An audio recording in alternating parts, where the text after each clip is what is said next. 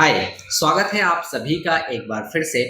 दोस्तों, आज की इस वीडियो में मैं आपके साथ डिस्कस करने वाला हूं माइक्रोसॉफ्ट वर्ड के अंदर होम टैब और होम टैब के अंदर कुछ ऑप्शंस अभी हमारे बाकी रह गए हैं, जिनके बारे में अब हम लोग डिस्कस करेंगे। तो चलिए बिना देरी किए हुए वीडियो को शुरू करते हैं।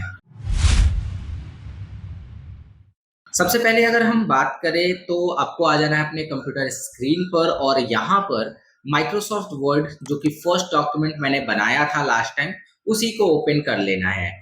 एंड इसको ओपन करने के बाद मैंने आपको यहाँ तक के ऑप्शंस को बता दिया था, बोल्ड इटैलिक अंडरलाइन करने तक मैंने आपको ऑप्शन बता दिए थे। अब थोड़ा सा यहाँ पे कुछ चीजें और रह गई हैं जिनको मैं आपको बता देता हूँ वन बाय वन करके।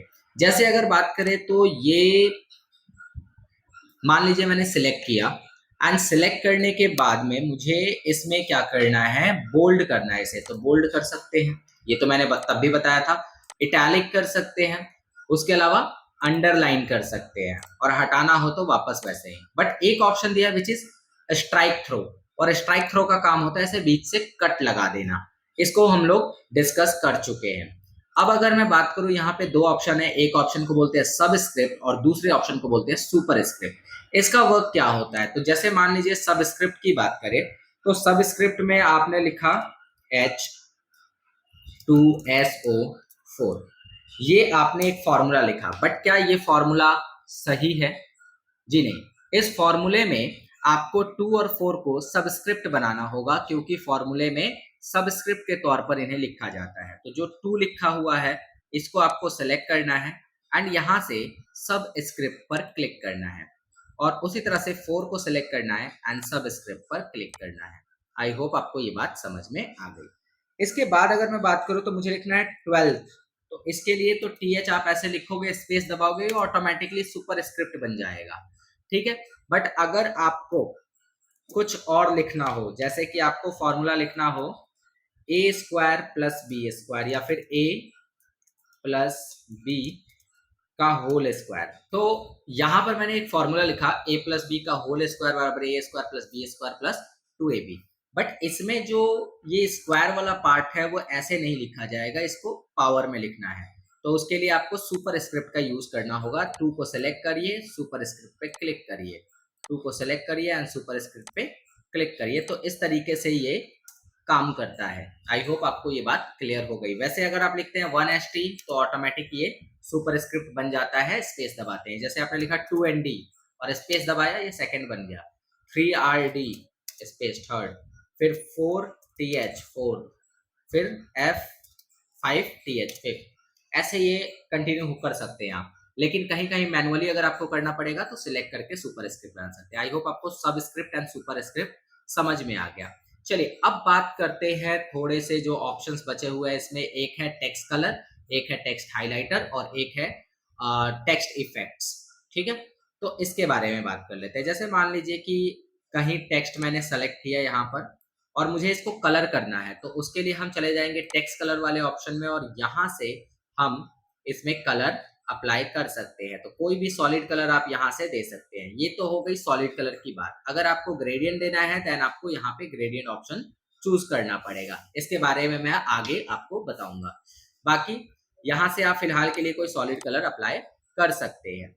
इसके बाद अगर मैं बात करूँ हाईलाइटर की, जैसे आपको लगता है कि ये वाला जो लाइन है वो थोड़ा इंपॉर्टेंट है और इसको हाईलाइट करना चाहिए, देन आप यहाँ से हाईलाइटर चूज कर सकते हैं। आपको क्या करना है, सिंपली यहाँ पर देख लीजिए, हाईलाइटर वाले ऑप्शन पे जाकर आप यहाँ पर हाईलाइट कर सकते हैं।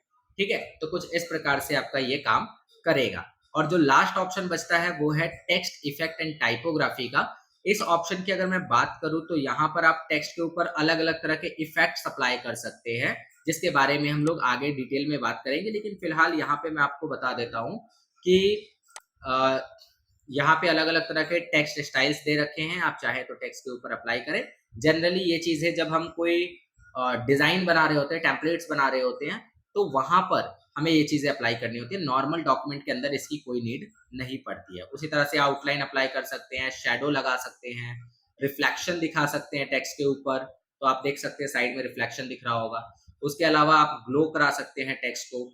तो इस तरीके की चीजें जब आप कोई पोस्टर डिजाइन कर रहे होंगे या कवर पेज डिजाइन कर रहे होंगे तो वहां पर आपको इसकी नीड पड़ेगी। अभी के लिए इसकी कोई जरूरत नहीं है, तो मैं इसे यहाँ पर बस समझा के छोड़ दे रहा हूँ।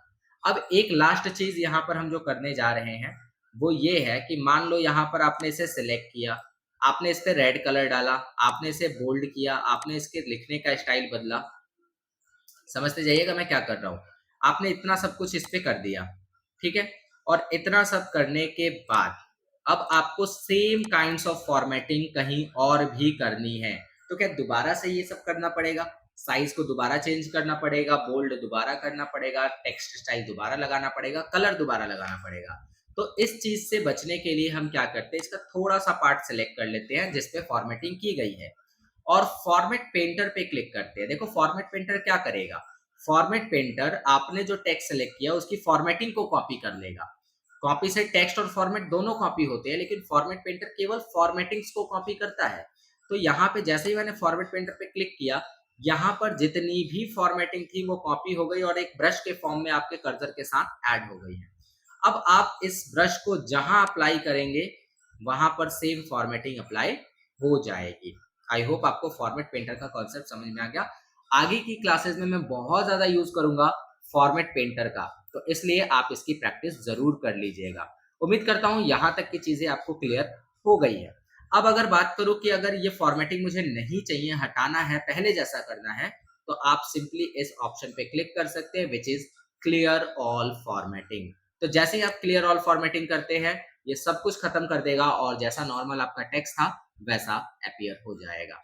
आई होप आपको ये सारी चीजें क्लियर हो गई है। अगर फिर भी कोई डाउट रह गया है तो आप कमेंट करके पूछ सकते हैं। बाकी मैं मिलता हूं आपसे नेक्स्ट वीडियो में। वीडियो अगर पसंद आई हो तो वीडियो को लाइक जरूर करिएगा, चैनल पे नए हैं तो सब्सक्राइब जरूर कर लीजिएगा और अपने दोस्तों के साथ जरूर शेयर करिएगा। मिलता हूं आपसे नेक्स्ट लेक्चर में। Okay, bye.